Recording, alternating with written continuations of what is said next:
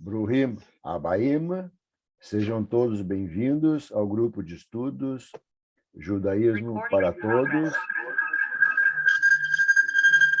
Vou pedir para todo mundo fechar o microfone, para não dar eco para ninguém, atenante, fechar o microfone. Baruch Rabá, professor Kleber Marcolan. Ainda tem alguma coisinha aqui que eu vou mutear. Agora. Ok, agora sim. Agora já apaguei todos os microfones. Baruch Rabá, professor Kleber Marcolan. Bendito és tu, Adonai, que ensina a tua Torá ao teu povo Israel. Amém. O título do nosso encontro de hoje é Monoteísmo Ético Judaico, Origem e Evolução. E quem vai nos apresentar hoje é o professor Kleber Marcolan. O professor Kleber é biólogo pela Universidade de Passo Fundo, é especialista em genética pelo Conselho Regional de Biologia do Rio Grande do Sul, mestre em Biologia Celular e Estrutural pela Universidade de Campinas, Unicamp. Ele é ex-consultor teológico da revista Defesa da Fé e ele é moré voluntário do curso de Shorashim da Cibra. Ele é diretor da Cibra, gestão 2021 e 2022. Ele é membro da Comissão de Educação da Cibra e é membro do nosso grupo de estudos Judaísmo para Todos da Cibra. Então, vou passar a palavra ao nosso professor Kleber Marcolan e já pode compartilhar a tela. Aí o Kleber, como de sempre, vai apresentar a palestra e depois a gente vai ter tempo para fazer perguntas e comentários. Professor. Muito bem, boa noite a todos, sejam todos muito bem-vindos. Como o Carlos já me apresentou, já não sou estranho ao grupo, né? Eu hoje vou falar um assunto que, para mim, tem um significado muito importante, porque, como eu acho que a maioria aqui deve saber, eu me converti ao judaísmo. Eu fiz o curso Shorashim, da Cibra, que é um curso de raízes judaicas, cujo objetivo é divulgar e ensinar as raízes judaicas, a parte religiosa, a parte cultural, a parte histórica, para quem quer aprender. Não é um curso exclusivamente para conversão, mas é um curso obrigatório para quem quer se converter. E eu iniciei esse curso há muitos anos atrás, há praticamente 18 anos atrás, eu fiz o curso, em 2004, e por uma questão, inicialmente, de curiosidade, né? E no final eu acabei realmente fazendo para me converter. E na época, eu não sei se ainda, né, o Rabino Gershon, enfim, o pessoal que trabalha juntamente, diretamente com o curso, exige, mas os meus mentores na época, né, o professor Hilton Gitz e o Rabino Gershon, eles me solicitaram uma monografia, tipo um TCC mesmo, um trabalho de conclusão de curso. E a gente podia escolher qualquer assunto. E eu, então, resolvi buscar, né, conhecer um pouco mais sobre o monoteísmo ético judaico.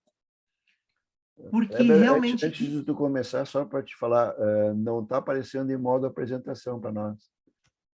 Não? Não, está aparecendo no modo aquele com edição. Deixa eu ver, então. Só um pouquinho, então, Carlos. Não, bem tranquilo. Deixa eu ver aqui. Eu te avisei que tu pensa que estava aparecendo uma coisa, mas não está, né? Tá as duas coluninhas, uma grande e a outra com os Tá. ladinhos. Agora está em modo pequeno, né? Está em modo pequeno, isso. Tá, Não está vamos em modo ver. apresentação ainda.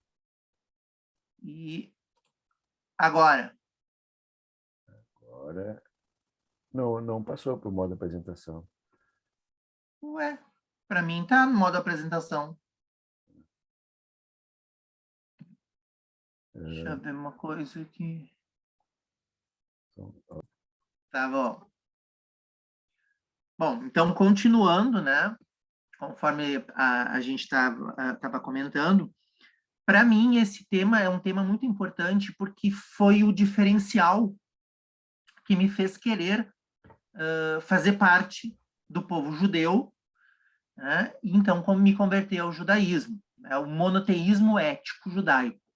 Então a gente vai falar um pouquinho hoje sobre esse tema. Vamos ver aqui. Bom, gente, por milhares de anos, os judeus eles foram discriminados e perseguidos por povos vizinhos, ou até mesmo por conquistadores, né? Pela acusação de serem diferentes. Eu coloquei aqui algumas imagens de judeus ortodoxos, né?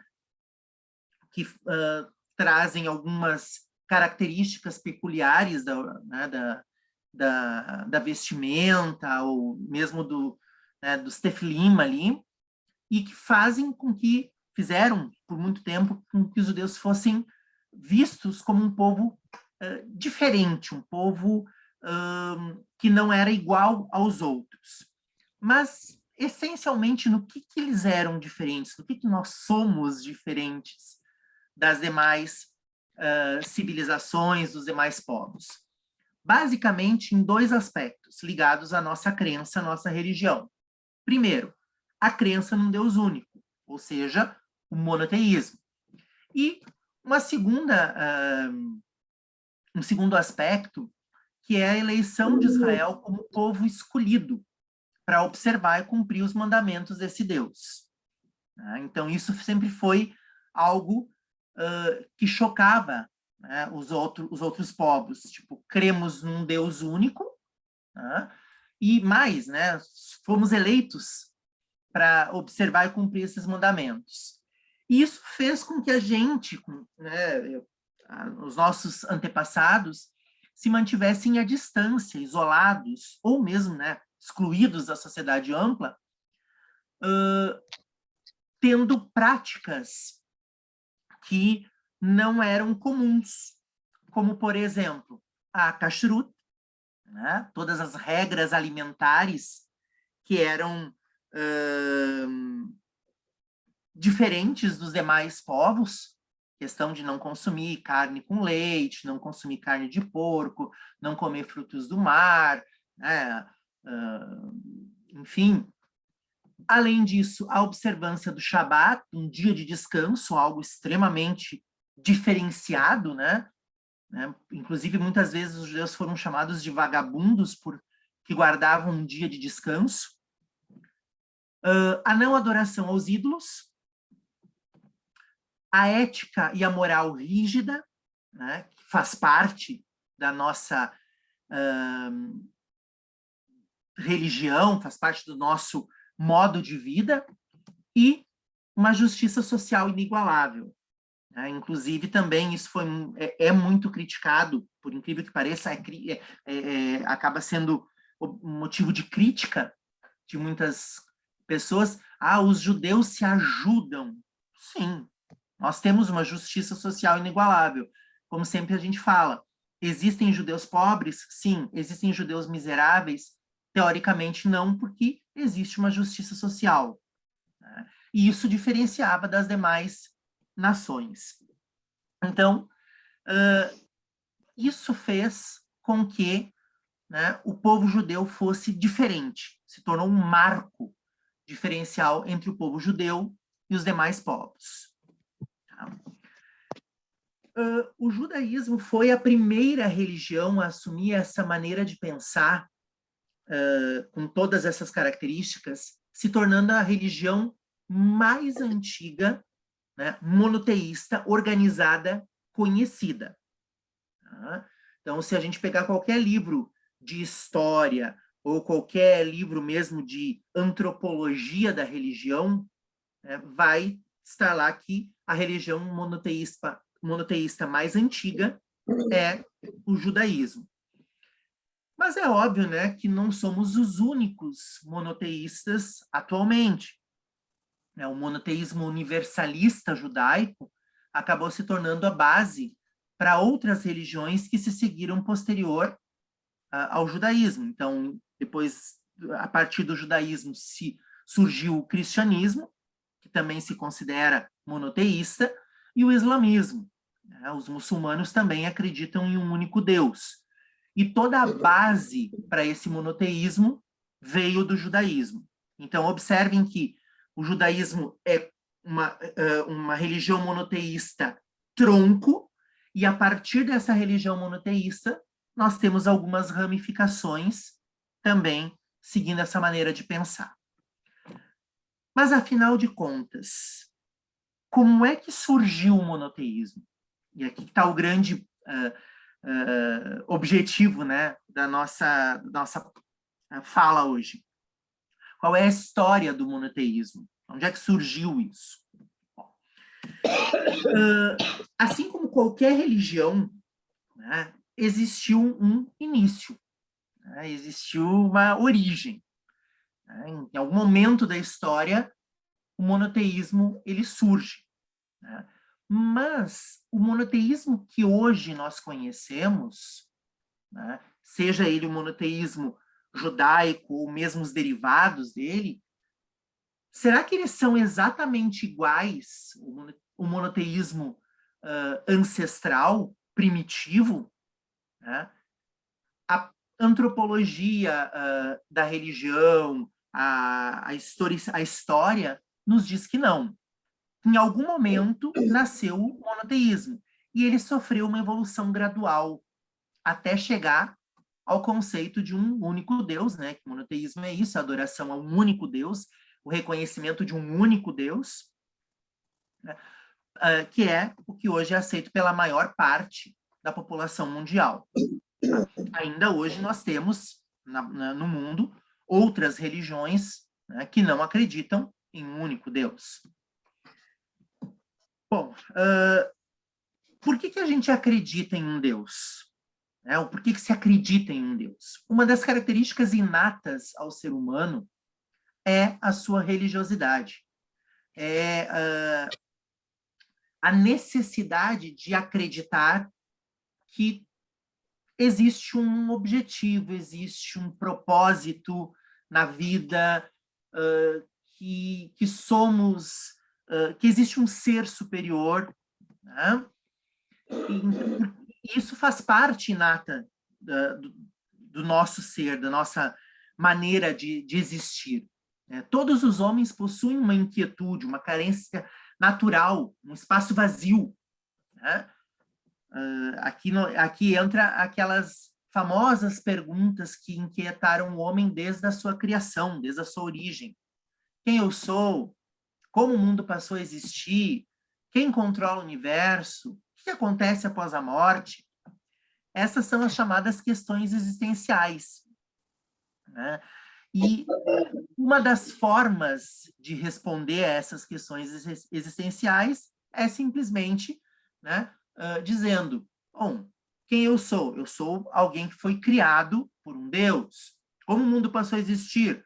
O mundo foi criado por um Deus. Ele controla o universo. Após a morte, a gente vai voltar a ter contato, né, com o nosso Criador. Enfim, né? É uma forma de responder essas questões existenciais. Então, isso fez com que os seres humanos, desde a sua origem, buscassem isso. Inicialmente, né, se a gente for olhar os homens primitivos, eles não sabiam, não existia um conceito de Deus ou deuses ainda. Existiam as forças da natureza, os raios. Né? Imagina caindo um raio, né, perto de um grupo de pessoas. Era uma força superior a eles, né?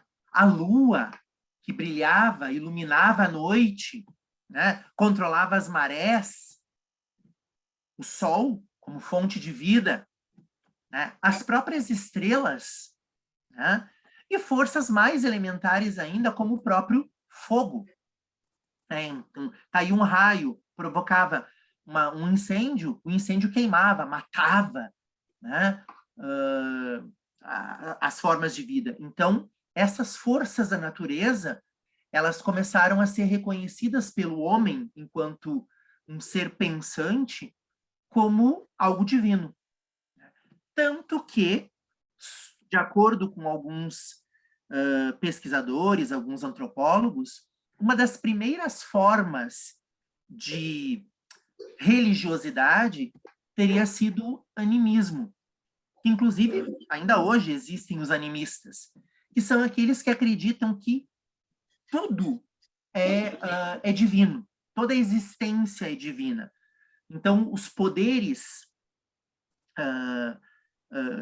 miraculosos, os poderes divinos, eles estão impregnados na natureza. Então, aqui a gente está vendo, né, um indígena, um pajé, né, digamos assim, consultando as forças da natureza, ali, uma águia, a cachoeira, né, a lua, né?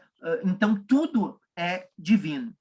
Mas, ao passar dos anos, com o passar do tempo, né, muitos povos acabaram tentando trazer essas forças, né, mais próximas do ser humano. E aí se criou o que nós chamamos de antropomorfismo. É dar forma humana às forças da natureza. Né? Então, aqui a gente tem um quadro, né, dos deuses egípcios. Vocês podem ver que alguns deuses egípcios, inclusive, têm cabeça de animais, né, que eles eram considerados sagrados. Outros ali, como o deus Ra, né, tendo um sol na sua cabeça, era a personificação do deus Sol, do Sol enquanto força. E essa antropomorfia acabou, né, criando diferentes imagens ou diferentes personificações para essas forças, que teria levado ao surgimento do politeísmo. Ou seja, a crença e a existência de vários deuses, cada deus representando uma força, uma qualidade, uma situação, enfim. Né? Eu trouxe aqui uma figurinha do panteão grego. Né? Existiam centenas de deuses, né? Dentro da filosofia, dentro da religião grega, greco-romana. Né? E isso era, não exclusivamente deles, né? Isso era o que nós chamamos de politeísmo, a adoração a diversos tipos, né? Diversos deuses antropomórficos. Podem ver que todos os deuses aqui acabam tendo figuras humanas e alguns, né, ainda mantendo uma questão de personificação de animais também, ou até mesmo manifestações, né, como fogo, como raios, enfim. Com base nisso, se criou o culto aos deuses. Né? Então, os seres humanos acabaram não só crendo na existência, mas também acabaram criando, né, imagens, cultos, rituais, né, que elevavam esses deuses, né, à sua condição divina, vamos dizer assim. Né? Então, a gente tem aqui, né, também a imagem da deusa Atena, deusa da sabedoria e da guerra, né, grega, e aqui nós temos alguns deuses babilônicos, né, o deus Marduk, o deus Baal, enfim, deuses, diferentes tipos de deuses. Bom, Mas por que eu estou falando de tudo isso? Porque eu estou falando em evolução. Né? De acordo com alguns historiadores, essa crença em vários deuses, ela acabou se espalhando, né, por toda a Terra, por todas as civilizações, né, que eram politeístas em termos de crença inata. Todos eles tinham vários deuses. Até que surge, né, aproximadamente ali entre 1364 a 1347 antes da Era Comum, um faraó egípcio chamado de Amenhotep ou Amenófis IV, que tem uma revelação de que o Sol, né, seria um deus superior a todos os deuses egípcios. E ele passa, então, a ser conhecido como Akhenaton, ou aquele, né, o deus adorador do deus Aton, né, deus Sol. E ele, então, impõe, como ele era um faraó, ele impõe a sua visão de um único Deus, ou de um Deus mais, né? Inclusive destruindo templos dos outros deuses egípcios, forçando, obrigando, né, a população a adorar Atom, né, esse único Deus. E aí, alguns historiadores dizem que Akhenaton teria sido o precursor do monoteísmo, que ele teria falado, né, na existência de um único Deus. Mas aqui a gente tem 3 termos que eu quero trazer para vocês que são muito importantes a gente conhecer. O primeiro deles chama-se monolatria. O que é monolatria? Monolatria é a adoração a um único Deus, né? Latria significa adorar, mono, um. Porém, a monolatria, ela adora apenas um único Deus, mas ela não diz, ou ela não pressupõe que só exista um único Deus. Ela adora, quem é monólatra, adora um único Deus, mas não desmerece os outros. Isso é monolatria. E Akhenaton era exatamente um monólatra. Por quê? Porque ele acreditava em Atom como o Deus maior, o Deus superior, o Deus que merecia a adoração, mas ele dizia que Atom era maior do que os outros deuses, ou seja, ele não dizia que não existiam outros. Então, isso não é o monoteísmo conforme a gente acredita hoje. Isso é uma monolatria. Ou também, um outro termo que também é usado, que é enoteísmo, que é diferente um pouquinho da monolatria, porque monolatria é a adoração de um único Deus, mas reconhece a existência de outros. Enoteísmo é a adoração a um único Deus e que talvez reconheça que existam outros deuses, mas nem se preocupa em conhecê-los. Então, monolatria e enoteísmo acabam ficando meio que sobrepostos, tá? Mas é totalmente diferente do que nós conhecemos como monoteísmo. Porque monoteísmo é a adoração a um único Deus, não reconhecendo a existência de outros deuses. Então, Akhenaton, ele não pode ser considerado o pai do monoteísmo. Por quê? Porque ele adorava Atom, mas ele não dizia que os outros deuses não existiam. Ele só dizia que Atom ele era maior do que os outros deuses. Tá? Dá para, Carlos, para fechar o microfone dos demais? Quando tu chegar em casa, só me manda um WhatsApp, cheguei em casa, só. Tá? Obrigada. Um beijo. Hein, Carlos?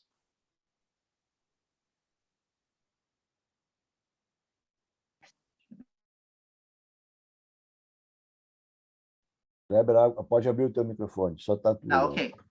Ok. Bom, então já sabemos, Akhenaton não foi o precursor do monoteísmo. Ele era monólatra. Outra religião que também por muito tempo se pressupôs que talvez fosse a precursora do monoteísmo seria o zoroastrismo. Né? Zaratustra, o Zoroastro, né? Era um persa, né? Um iraniano, hoje a atual Irã, né? No século VII, antes da Era Comum, em que ele também falava na existência de um Deus soberano, né? Ahura Mazda. Mas o Zoroastro, assim como o Akhenaton, ele não eximia a existência de outros deuses, deuses menores, mas outros deuses. Tanto que, com o desenvolvimento do zoroastrismo, tá, surge a ideia do dualismo, da eterna luta do bem contra o mal. Né? O Ahura Mazda, que é o bem, e o Ahriman, que seria o irmão gêmeo do Ahura Mazda, mas na parte maléfica, e que ambos estariam constantemente brigando, né, para equilibrar o universo, né, o caos e a ordem. Então, de uma certa forma, o zoroastrismo não é monoteísmo também. Pode ser encaixado como uma monolatria ou um enoteísmo. Tá? Então, teoricamente, não temos ainda essa visão. E algo que é extremamente recente, tá? É um termo bem novo chamado de urmonoteísmo, que é traduzido, é uma palavra em alemão que eu não sei pronunciar, porque eu não falo alemão, tá? Que é traduzido por monoteísmo primitivo. Tá? Quem usou esse termo pela primeira vez foi o antropólogo e padre austríaco Wilhelm Schmidt, em 1910, que ele diz que, na verdade, a humanidade primitiva ela teria sido originalmente monoteísta. E que, com o passar do tempo, esse monoteísmo primitivo ele acabou sendo corrompido e aí surgiu o politeísmo. Mas que, originalmente, a humanidade ela era monoteísta.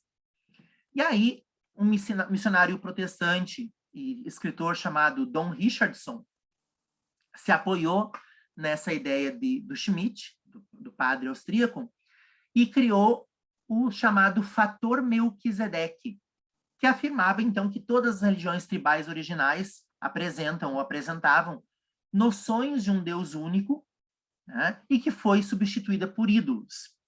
Esse missionário, ele afirmou que ele foi a diversas tribos indígenas, ele foi a tribos na África, né, isoladas, e quando ele chegou lá, ele encontrou algumas práticas, algumas crenças que lembravam, né, que atribuíam ao monoteísmo, e que com o passar do tempo, então, acabou se perdendo, se corrompendo, mas que originalmente eram monoteístas. Bom, essa teoria ela não é aceita pela antropologia da religião, que ela vai contra tudo que a história e a antropologia até hoje estudou, que, na verdade, inicialmente surgiu o animismo, a partir do animismo veio o antropomorfismo, surgiu o politeísmo, e a partir da ideia politeísta começou-se, inicialmente, a adoração de uns deuses maiores em detrimento de outros,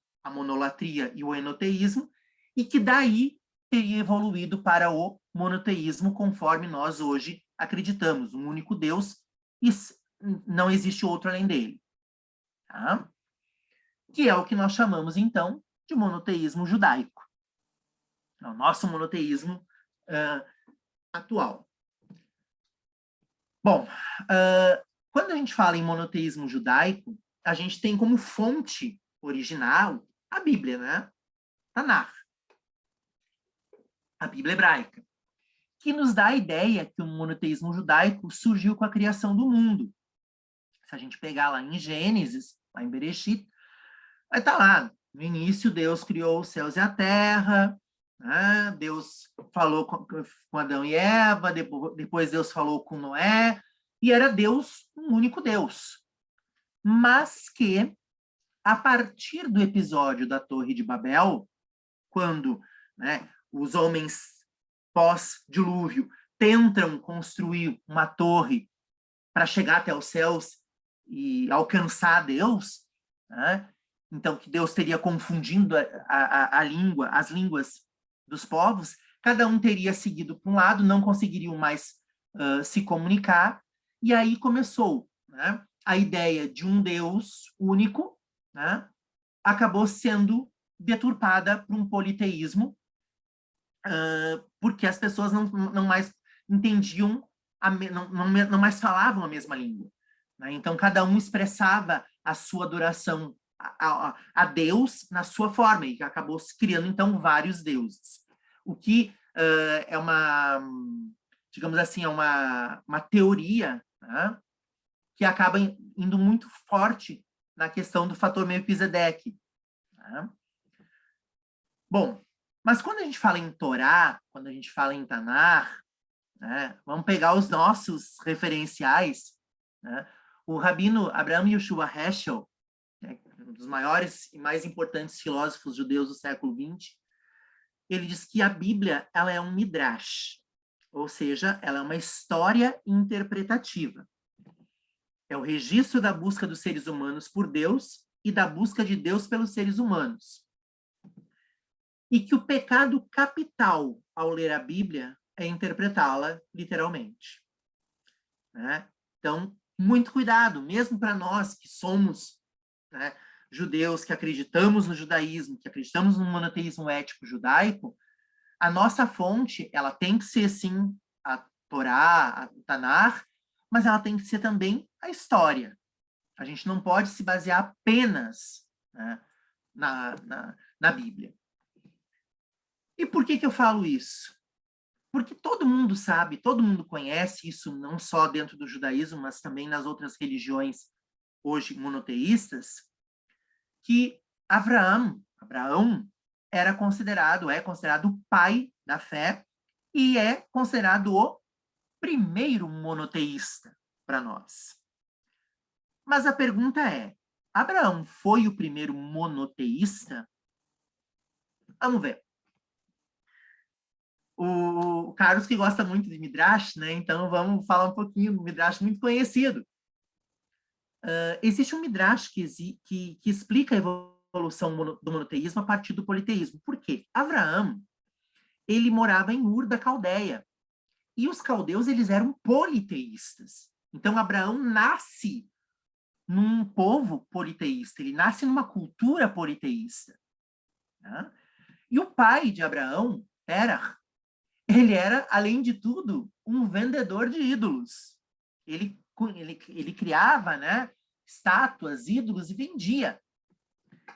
E diz que Abraão, na época Abraão, né, não estava convencido da lógica de adoração aos ídolos. E o que ele fez um dia? Ele foi até a loja do seu pai e quebrou todos os ídolos, exceto um, o maior de todos. Quando seu pai voltou, todos os ídolos estavam destruídos, imagina só o prejuízo que ele ia ter, né? Exceto o maior de todos, que estava segurando um machado. E ele pergunta, Abraão, o que aconteceu aqui? Abraão diz o seguinte, ó pai, o ídolo grande, enciumado, destruiu os demais. E o que seu pai fala? Ridículo, ídolos não podem se mover. E Abraão então retrucou, se é assim, por que a gente tem que adorá-los? Se os ídolos não fazem nada, não é capaz nem de um ídolo com um machado destruir os outros, por que a gente vai adorar esses seres, né, esses deuses que não podem fazer nada? Então, a partir dessa ideia politeísta de vários deuses, de culto a vários deuses, Abraão questiona e diz, olha, isso aqui não vale nada. E ele recebe o chamado do Deus único, do famoso Deus dos Hebreus. Mas aqui eu quero que vocês prestem bastante atenção em algo. eu tirei algumas passagens da Bíblia. Gênesis 26, 24 diz: apareceu-lhe o Eterno naquela mesma noite e disse: eu sou o Deus de Abraão, teu pai. E aí vai, né? E levantou ali um altar e chamou-lhe Deus, o Deus de Israel. E disse: eu sou o Deus do teu pai. Né? Observem que todas essas passagens está falando num Deus de uma pessoa, Deus de um povo. Não está dizendo que ele é o único Deus. Está dizendo que ele é o Deus de Abraão, que ele é o Deus de Israel, o Deus dos teus antepassados. Mas não diz aqui, em nenhum momento ali, que é o único Deus. Então, de acordo com os pesquisadores, Abraão, ele quebra, né? Ele tem uma ruptura com o politeísmo, ele acredita que não existem vários deuses, que os ídolos não são deuses, mas ele não abraça essencialmente, né? E os seus, não só ele, como os seus descendentes, não abraçam o monoteísmo puro. Teria sido ali uma monolatria. Por quê? Porque é o Deus do meu povo, é o Deus do meu pai, é o Deus dos meus antepassados. Não é o Deus dos filisteus, é o Deus de Israel. Tá? Então, essa ideia, ela é ainda, não é muito aceita por muitos religiosos, é óbvio, né? Mas, cientificamente, historicamente falando, seria isso. Seria uma monolatria. Tá? E por que existe essa concepção? Porque a própria Tanar menciona, né? A gente pode ver ali no início, esse combate à idolatria, né? Que foi bem descrito, por exemplo, no episódio do bezerro de ouro. Mas isso não fez com que os judeus, ao longo de séculos, não cultuassem a outros deuses. Se a ideia de um único Deus já tivesse impregnada dentro do povo de Israel, não teria espaço para outros deuses. Né? Por que durante vários séculos os judeus pecaram, né? Criaram ídolos, acabaram se corrompendo, como a própria Bíblia nos fala? Porque, na verdade, eles acreditavam que existia outros deuses. O seu Deus era o maior, mas existiam outros deuses. Tanto é que no próprio Êxodo, nos 10 mandamentos, está escrito: não terás outros deuses diante de mim. Bom, quando Deus fala isso para Moisés, ele está dizendo: olha, eu sou Deus, teu Deus, que te tirei da escravidão do Egito. Não terás outros deuses. Ou seja, existem outros deuses, mas vocês não vão ter eles diante de mim. Eu sou o Deus de vocês. Eu não sou o Deus deles. Eles têm os seus deuses. Eu sou o Deus de vocês. Então, ainda nessa época, nessa fase histórica, nós não temos uma concepção do monoteísmo conforme a gente acredita hoje. Tanto é que na própria Torá está escrito, tá? Pois o eterno vosso Deus é o Deus dos deuses e o Senhor dos senhores. Como Deus dos deuses? Existem outro Deus? Ah, olha só, quantas passagens. Deuteronômio tem isso, em Josué tem isso. Nos Salmos, louvai ao Deus dos deuses, porque a sua benignidade dura para sempre. Então, olha só, Salmos, né, na época do reinado já, e ainda assim se acreditava que o Deus de Israel era o maior, mas existiam outros. Bom, tudo isso nos leva, então, a dizer o seguinte, tá, então o monoteísmo dos judeus, o monoteísmo judaico, tá, não é um monoteísmo puro, é uma monolatria. Pode-se dizer que foi evoluindo por um bom tempo, até que nós tivemos a destruição do primeiro grande templo pelos babilônicos. Destruição do Beit HaMikdash pelos babilônicos. O que significou, ou o que significaria a destruição do templo de Jerusalém por um povo invasor? A derrota do nosso Deus. Ou seja, o Deus dos babilônicos, né, foi maior do que o Deus de Israel. Né, porque eles vieram aqui e destruíram o templo e nos levaram cativos. Certo? E agora?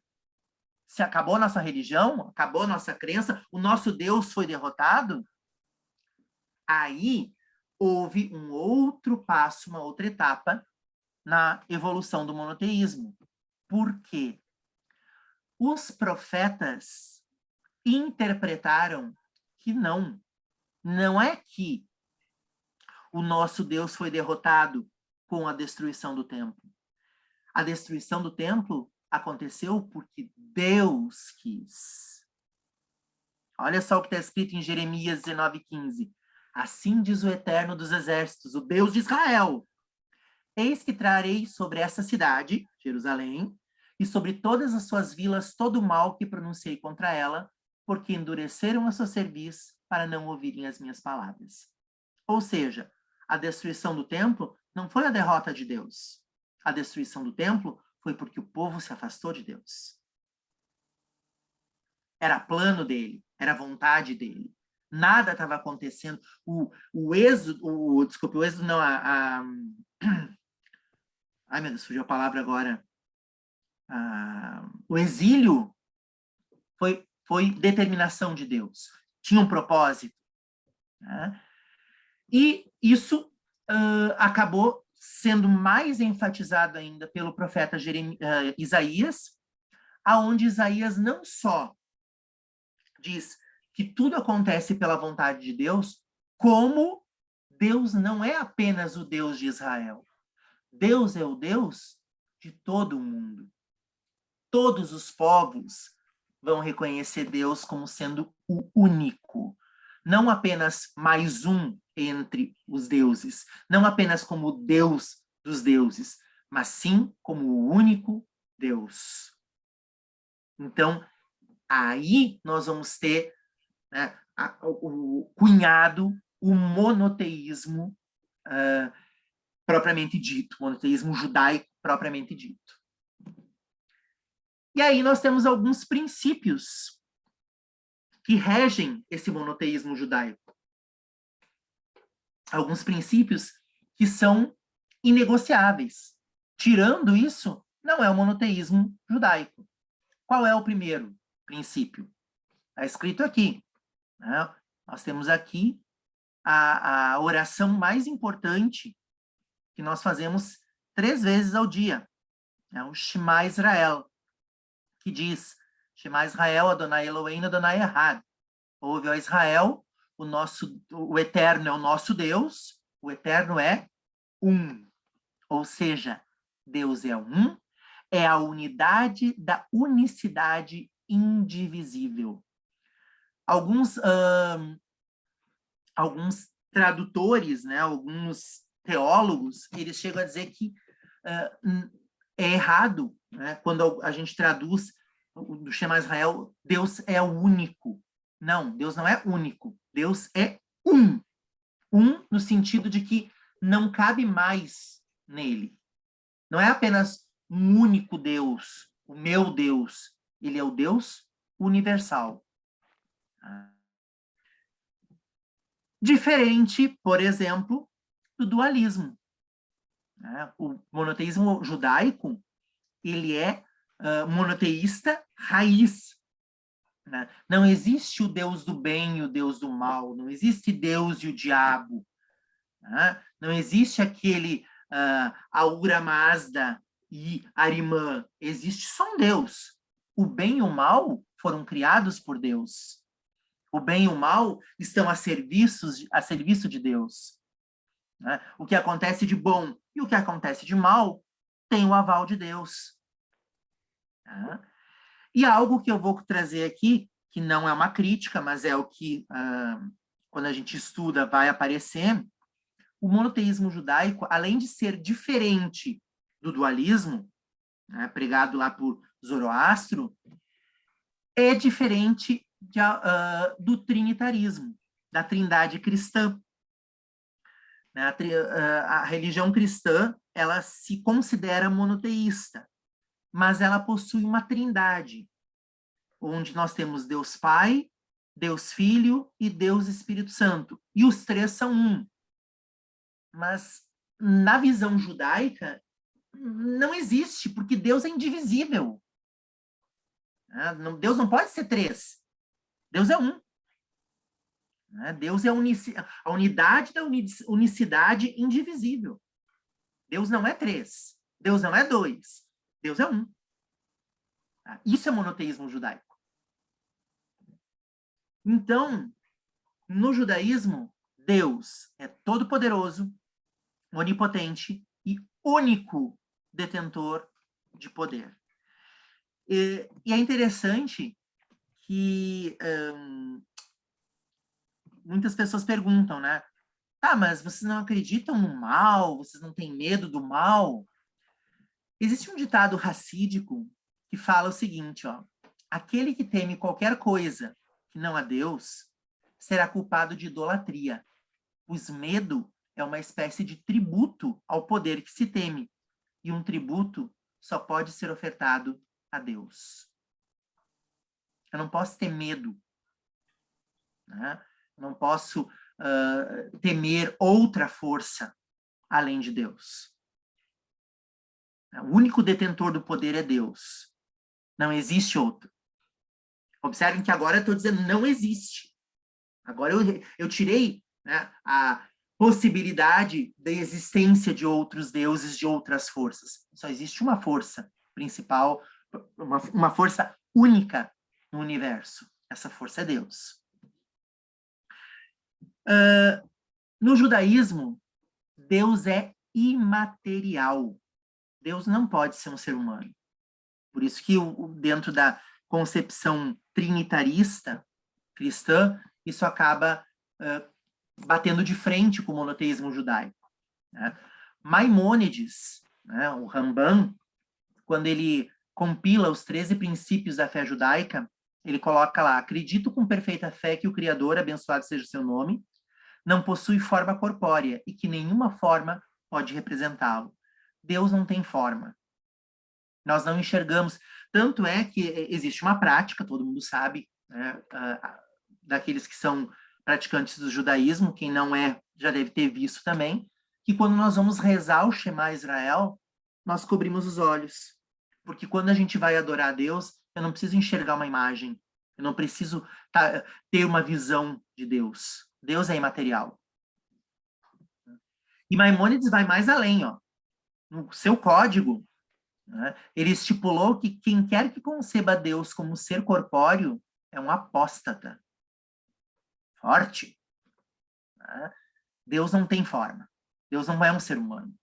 Deus é Deus. No judaísmo, Deus é eterno. Deus não teve início, nem tem fim, e não envelhece. Deus é o Criador, Deus é o princípio. Deus não é o alfa e o ômega, o princípio e o fim. Deus é Deus. Deus está acima do tempo. Né? Lá em Malaquias 3:6 diz: porque eu sou o eterno, eu não mudo. E de acordo com o comentário do Rabino Aryeh Kaplan, o fato de Deus se manter apartado de qualquer atributo de tempo nos revela ainda mais sobre a natureza de sua existência. As mudanças somente ocorrem dentro de uma estrutura de tempo e, portanto, Deus não vivencia mudanças. O Deus que criou tudo é o mesmo até hoje. No judaísmo, Deus é um Deus pessoal. Está escrito, né? Eu sou eterno, teu Deus. Não é eu sou eterno, o Deus dos céus. Não, eu sou o teu Deus. Eu sou um Deus pessoal, um Deus próximo, um Deus, né, que está junto contigo. Né? Tem no Talmud Yerushalmi, né, lá no Tratado de Berachot 13a, diz o seguinte, ó, ele será exaltado acima de seu mundo, mesmo quando o homem adentra na casa de orações, permanece por trás de uma coluna e ora sussurrando, sagrado, abençoado seja ele, ouvirá essa prece, pois Deus está tão próximo de suas criaturas quanto a boca está do ouvido. Então, Deus não é um ser que está longe, distante. Deus está próximo. Deus está acima de tudo. Mas Deus é um Deus pessoal. Deus não precisa de intermediário.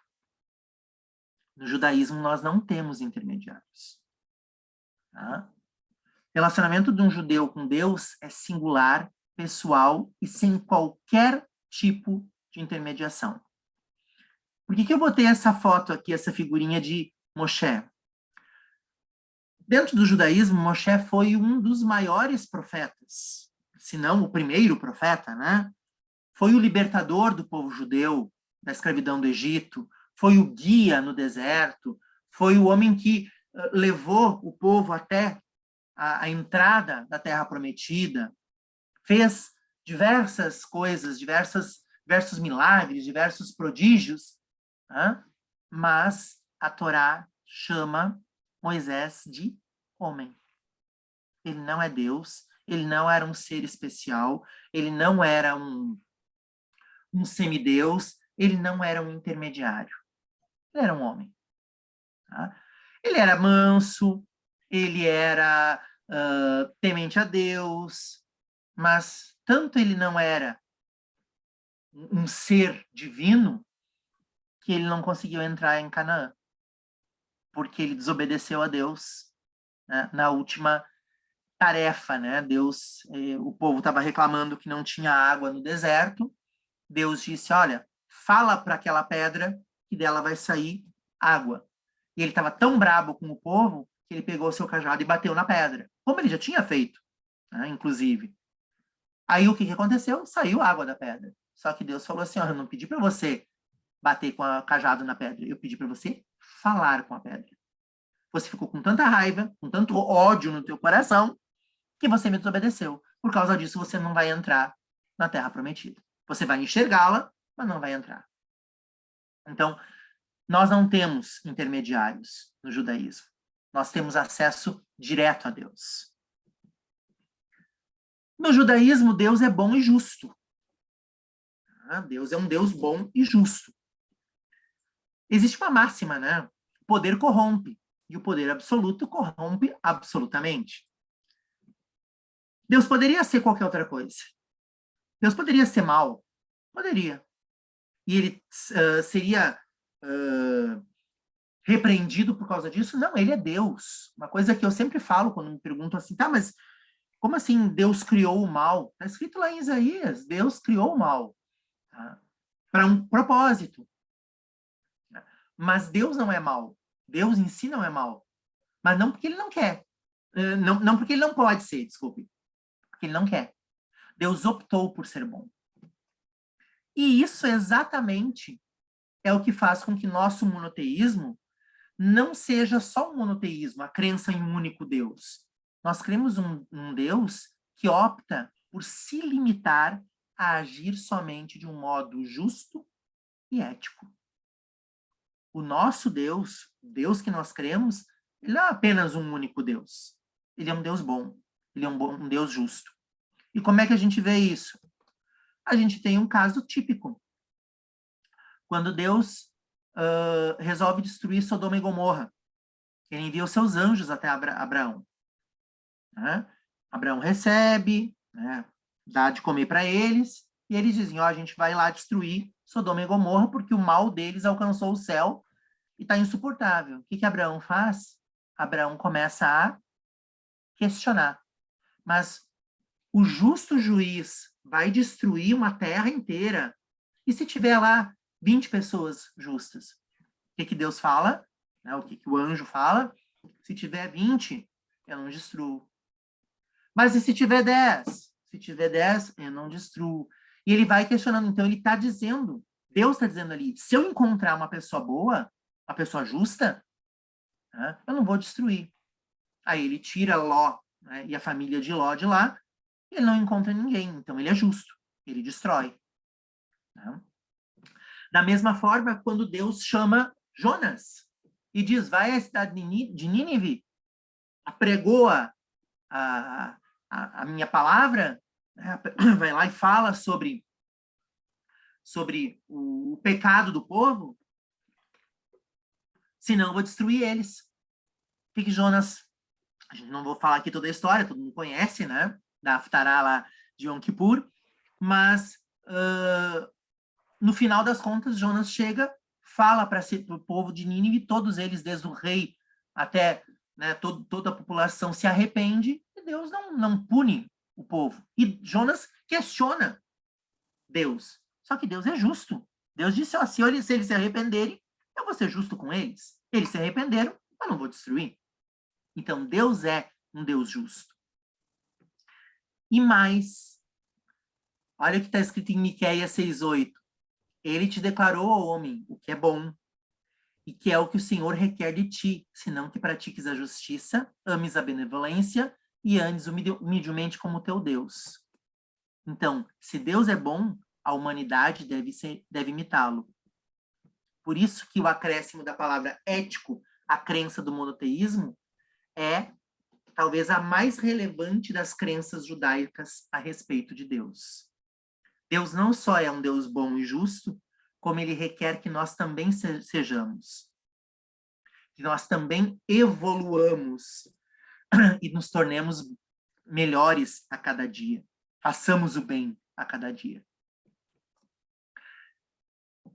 Algo também bem importante, né, o que mais fascina em relação à crença em Deus no judaísmo, é que Deus tem vários nomes. Vocês sabem que, né, de acordo com a Kabbalah, Deus tem 72 nomes, né? Mas 2 nomes em hebraico são muito importantes. Nós temos Adonai, né, Yud-Rei Vav-Rei, que tem um sufixo feminino no final da palavra. Por quê? Porque Deus é um Deus misericordioso, que se assemelha a uma mãe. Mas Deus também é chamado de Elohim, que tem um sufixo masculino, o que sugere que Deus se assemelha a um pai. Então, o conceito judaico de Deus integra atributos femininos e masculinos.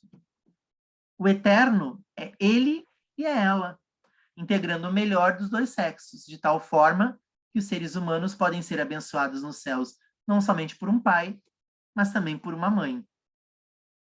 É algo que é impensável para algumas religiões. E para terminar, dentro do monoteísmo judaico, temos o conceito de que Deus é santo. Santo no sentido de separado, né? Santo no sentido de santidade mesmo. Então, Deus, por ser onipotente, todo-poderoso, bom, justo, pessoal, transcendental, uno e incorpóreo, ele totaliza a perfeição. Deus é santo, porque Deus é perfeito. Tudo que se refere a Deus é feito com o máximo de zelo e cuidado possíveis, porque ele é santo.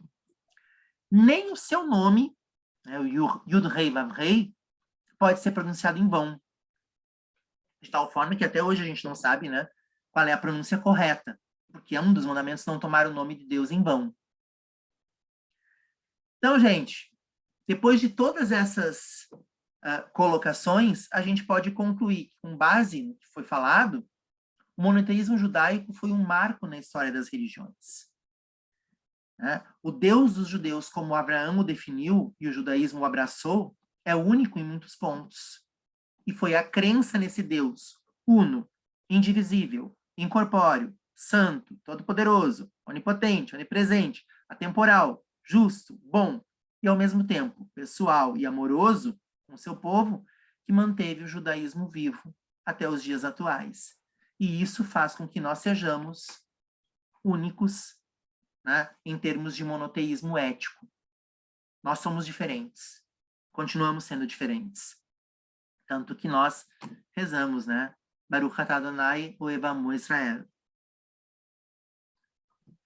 E aqui eu botei algumas referências bibliográficas, da onde eu peguei, né, essas informações, e deixo aqui à disposição para vocês também. Toda Rabá. Toda Rabá, professor Kleber. Imperdível a tua palestra. Mais uma vez, uma palestra imperdível. Excelente, Kleber. Agora a gente tem o tempo para a gente poder fazer perguntas e comentários. E eu já tenho alguns comentários e perguntas para começar. Bom, primeiro, tu falou no Midrash. Essa historinha do Abraão quebrar os ídolos do pai dele, isso é um Midrash. Isso nem tá na Torá. É alguém que quis ensinar uma lição,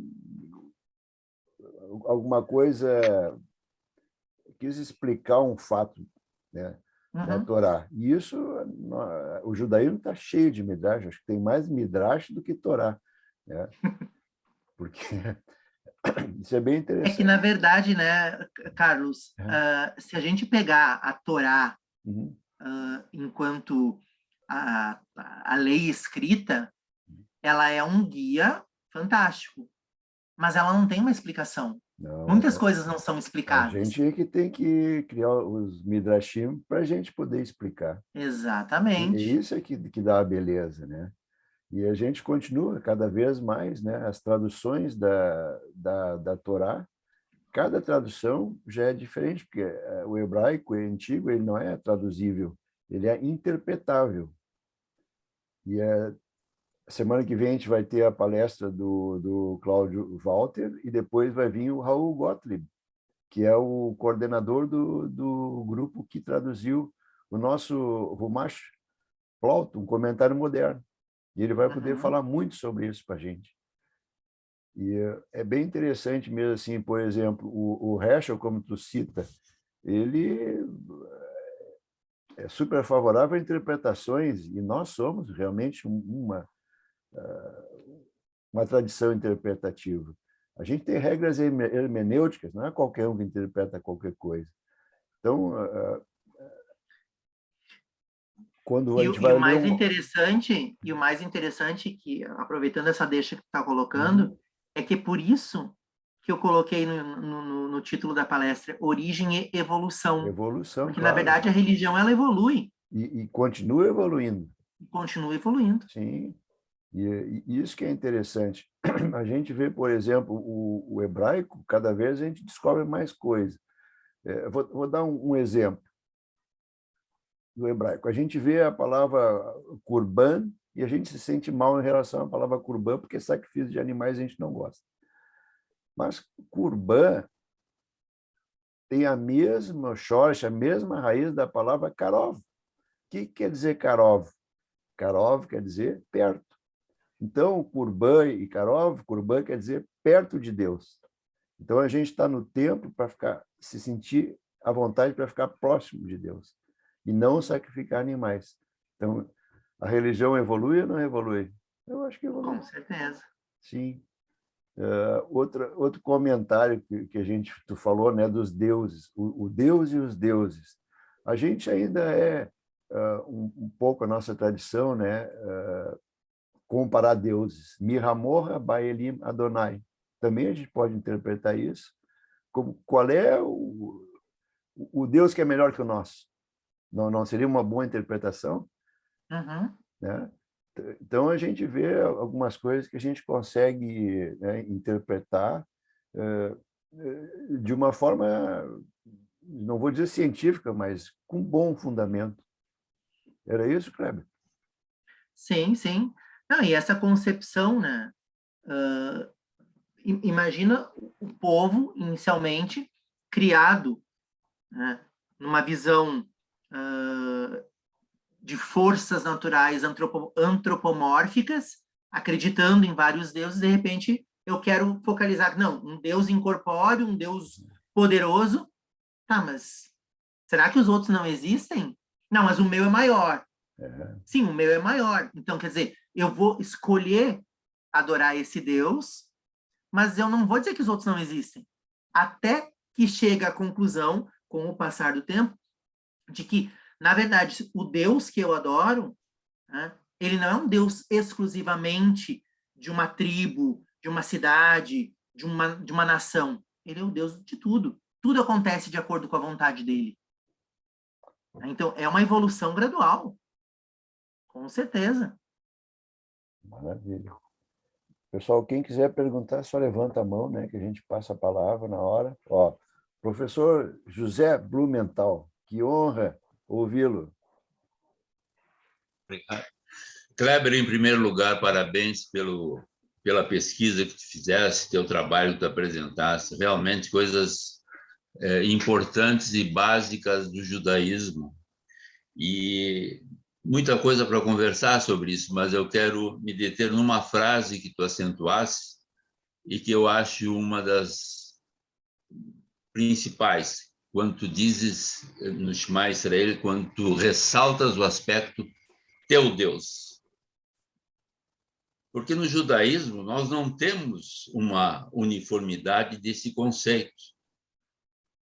E a nós é permitido criarmos essa imagem no bom sentido, no sentido de vida, no sentido de conceito, no sentido de valorizar as pessoas, enfim.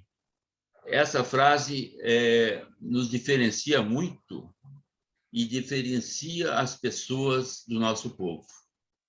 Porque a tua crença de Deus, a crença do Carlos, a minha crença, enfim, ela pode ter momentos iguais, mas nós temos essa condição de irmos aonde nós achamos que devemos ir. Nós temos essa amplitude possível.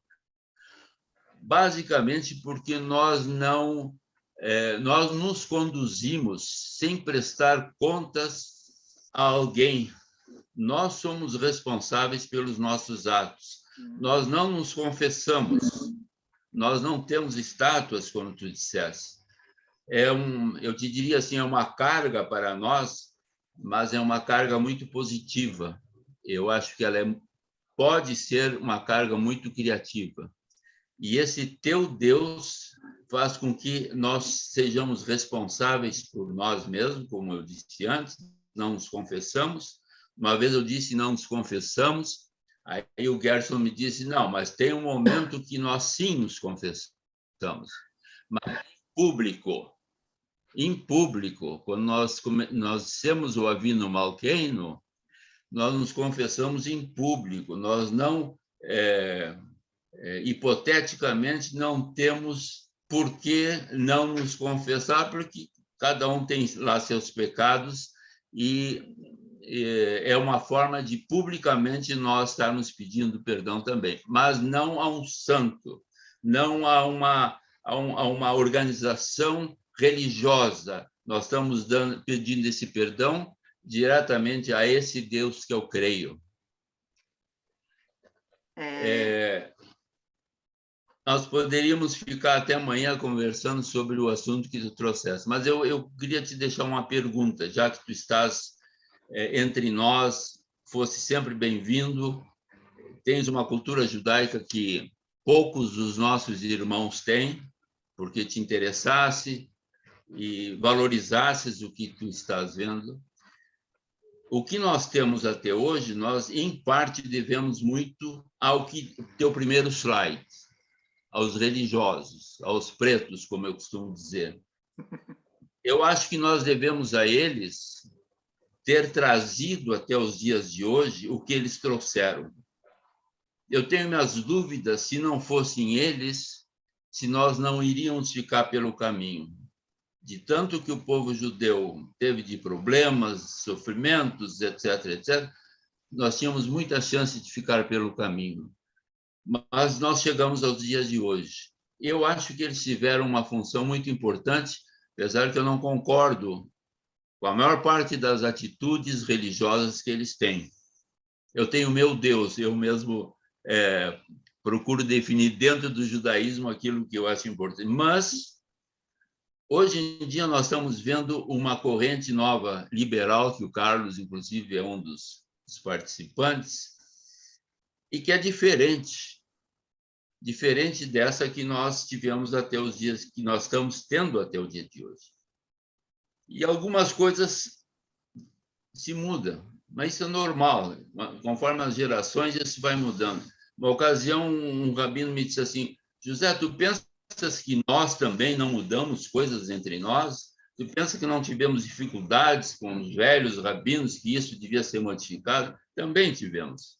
Assim como nós estamos tendo para que eles nos entendam. Então, eu queria, assim, como é que tu vês hoje essa corrente religiosa que nós todos conhecemos e essa nova, liberal, que está nos levando para um caminho diferente, mas praticamente com os mesmos conteúdos. Eu estou fazendo a mesma coisa sem usar o traje preto, sem usar a kippá constantemente, ou seja lá o que for. Me dá uma ideia, tu como recém-chegado na casa, já recebes esse peso nas mãos, como é que tu vês isto? Mais uma vez, te felicitando pela tua pesquisa. Obrigado. Eu acho que eu posso resumir, eu poderia aqui dar uma explicação bem, bem ampla, mas eu vou resumir numa frase. A evolução da religião é diferente da assimilação. Eu acho que evoluir uma religião, evoluir o conceito religioso é nos adaptarmos a mudanças culturais, a mudanças científicas, mudanças... A gente tem que aprender, a gente não pode se isolar do mundo. Mas, necessariamente, eu não posso perder os meus valores. Eu acho que isso que o senhor colocou, Moré, é bem pertinente. Né? O judaísmo ortodoxo, né, que é a palavra que acaba se colocando, foi o judaísmo que conseguiu manter os princípios judaicos ao longo do tempo. E isso não deve ser perdido. A forma de se vestir, a forma de se organizar um culto, a forma de se portar, né? Ela pode mudar, ela pode se adaptar. Mas os princípios judaicos, não, esses são inegociáveis. Porque se eles mudarem, ele muda exatamente aquilo que é a base da nossa crença. Então, como eu coloquei na questão do monoteísmo, né? Os princípios que foram colocados ali caracterizam o monoteísmo judaico. Eu não posso dizer que eu sou que eu creio no Deus, né, de Israel, se eu vou acreditar que Deus pode ser três. Isso é perder um princípio. Agora, eu posso acreditar que Deus pode se manifestar da forma com que ele quiser. Mas Deus não é três. Deus é um. Então, princípios são inegociáveis. Práticas podem ser modificadas, podem evoluir. Né? Pensamentos, mas princípios não podem. Ok, obrigado. Quer comentar, Kleber, ou passo para o Nihad? Pode passar. Nihad.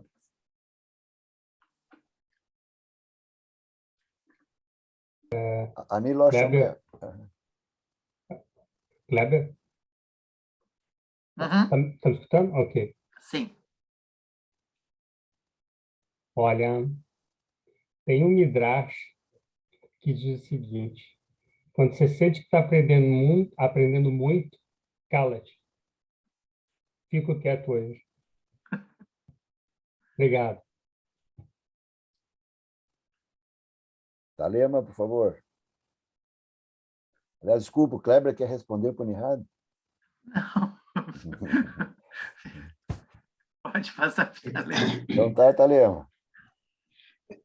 É claro que como Morei Yosef, tu estás com todas as congratulações pelo brilhante apresentação de um tema complexo e complicado, mas tu conseguiu levá-lo de uma forma didática e brilhante. Então, estás de parabéns. A minha única contribuição diferenciada seria o seguinte: existe um termo também muito importante na filosofia que chama monismo. O monismo é o oposto do dualismo, é o oposto também da trindade. Então, o monismo é tu perceber a realidade como uma coisa só, como uma coisa única, tu ter a visão da unidade por trás da diversidade, né?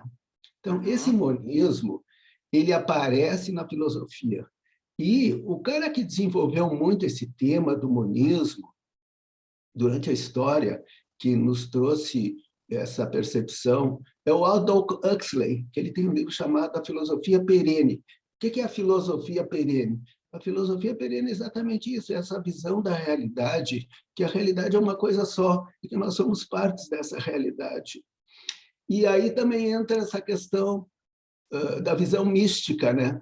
Porque como o Deus de Israel é um Deus imaterial, é um Deus invisível, é um Deus infinito, tudo isso é muito difícil de tu entender, né?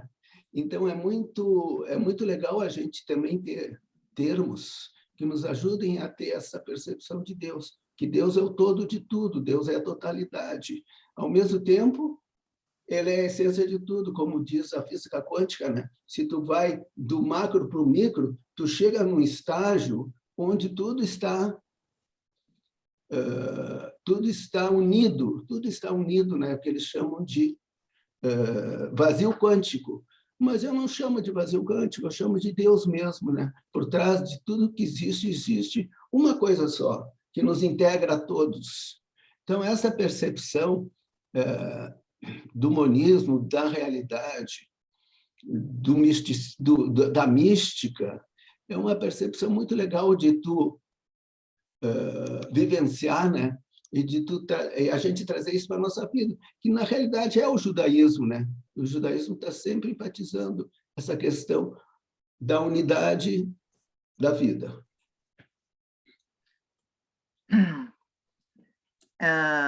Obrigado, Telema.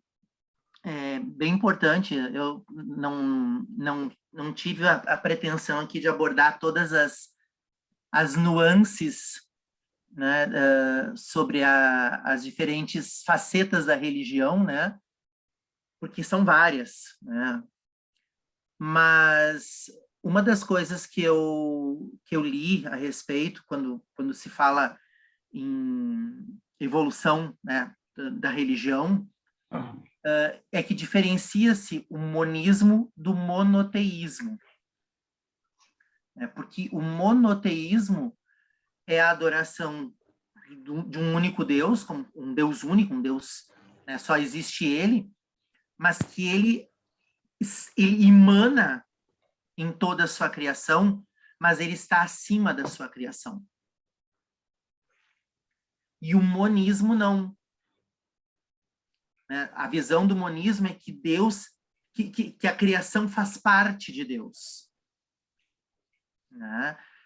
Inclusive, tem alguns autores que dizem que na visão monista, Deus não interfere na vida dos seres humanos.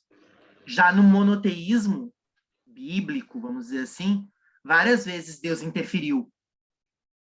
Né? Várias vezes Deus propôs, né? Interferiu, fez milagres, e isso tudo, né, vai além dessa visão monista. Então, não dá para se dizer nunca, por exemplo, que o monismo seja um politeísmo, de forma alguma. Tá? Mas ele é um pouco diferente da concepção monoteística.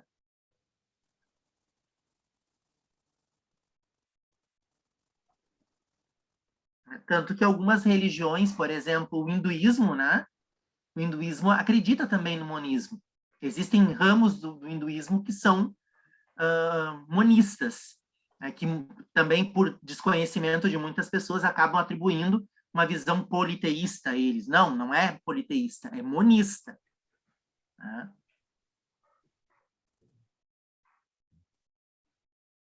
Não sei se me fiz entender.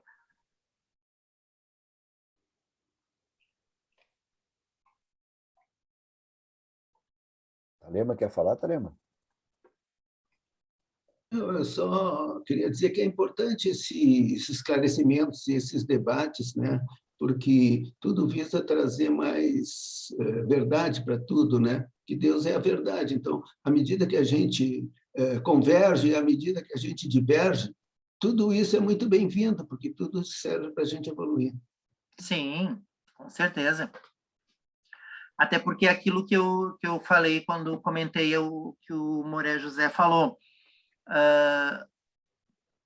na concepção religiosa judaica, pelo menos até onde eu aprendi, né, Deus, ele é único, indivisível, né? Mas ele pode se manifestar de várias formas. Então, isso é o que faz, né, uma aproximação muito próxima, né, sendo redundante aqui, com o monismo. Né, de que, por que não, né, Deus... Quantas vezes Deus enviou, e na própria Torá, tá? Deus envia anjos, daí a pouquinho, né, as pessoas estão falando como se fosse o próprio Deus. E afinal de contas, são anjos, são criaturas, ou é Deus ali?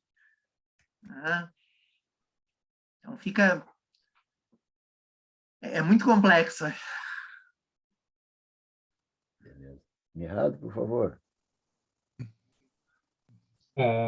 Eu vou comentar, eu não me seguro. Eu carrego meu Shema Israel, certo?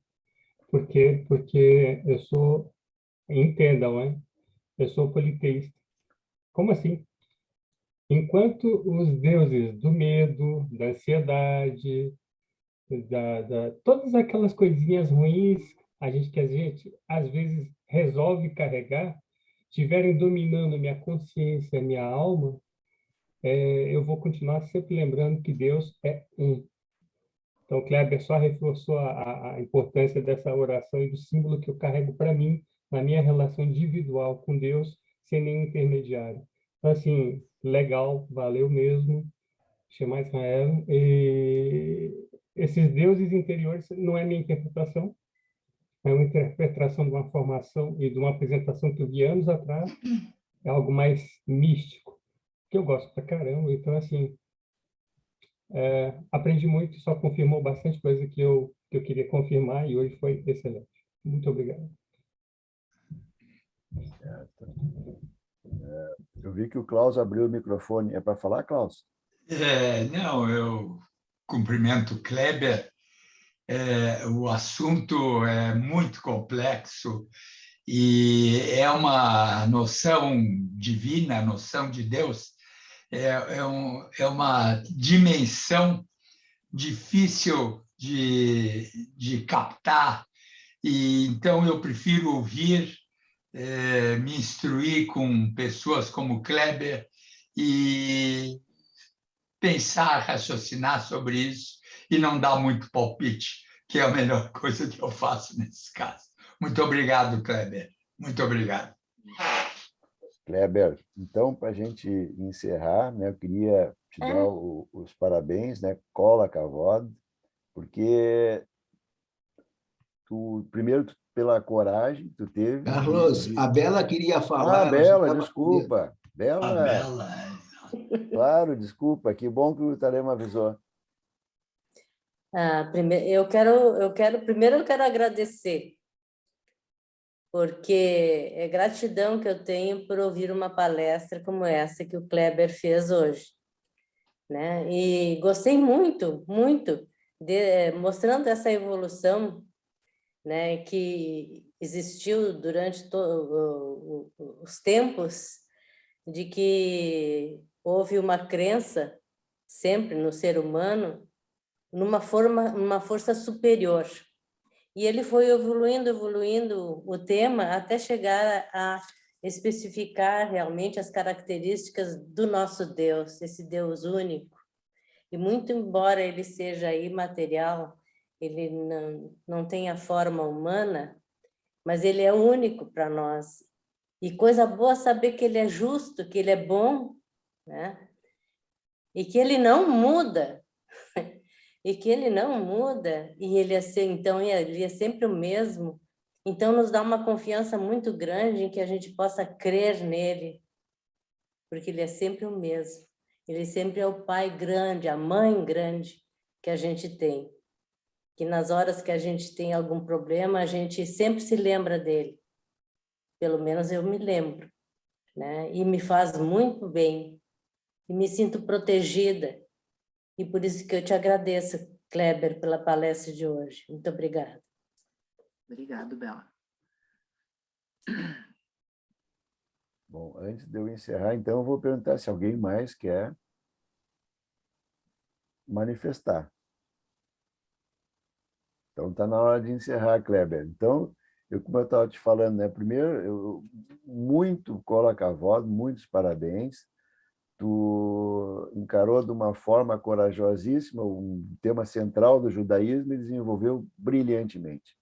E a gente só tem que te agradecer por todo esse teu estudo. A gente sabe que isso é uma coisa muito bem estudada, não é de uma hora para outra que sai esse material todo, e eu dou super valor para isso. Esperamos, então, Kleber, que tu já te inscreva para a próxima apresentação, né? Tá? Mas isso eu sei que tu tem bastante compromisso pessoal, né? Mas quando tu conseguir, a gente fica aí no aguardo. Eu sei que tu tem outras palestras já prontas, né? Como tu falou, e a gente fica aí aguardando e aguardando nossos colegas, né? Então, eu queria dar os avisos. Primeiro, esse link do Zoom, tá? Esse link aí é para os próximos 16 encontros. Não precisa fazer inscrição. Se vocês têm alguma pessoa conhecida que quer participar, não precisa fazer inscrição. Desde que seja conhecida de confiança, é só dar o link, a pessoa clica o link e pode, inclusive, entrar antes de mim. Tá? E a gente não tem burocracia. Tá? No início, eu criei uma burocracia lá, depois me arrependi, mas não tem burocracia. Tá? Se eu vejo que a pessoa está bagunçando, eu simplesmente excluo na hora aqui, sem comentários. Tá? Mas não tem problema.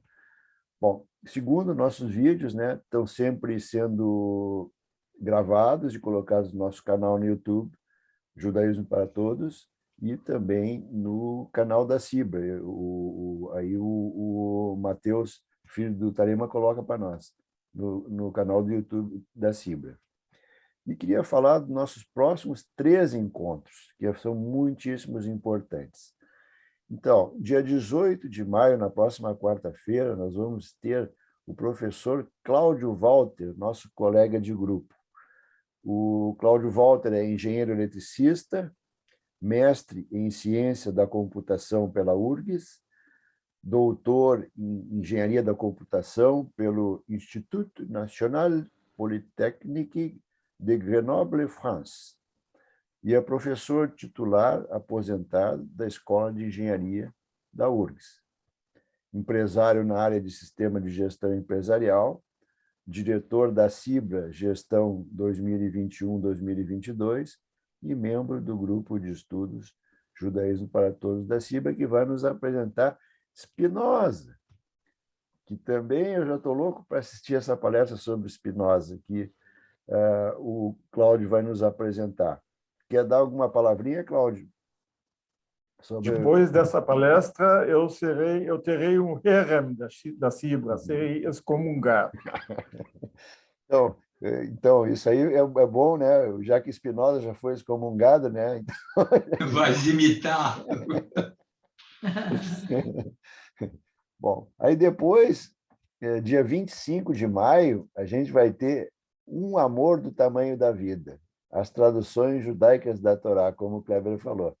Quem vai nos apresentar é o Raul Gottlieb, aquele lá da UJR, é o diretor do projeto de tradução do Rumash, a Torá, um comentário moderno, aquela Torá que a gente tem, que a gente comprou lá na Cibra, que todo mundo tem. Olha, o Nihá está mostrando ali. Ó. Ele conseguiu lá no Canadá, nossa Torá aqui da Sibra. Tá?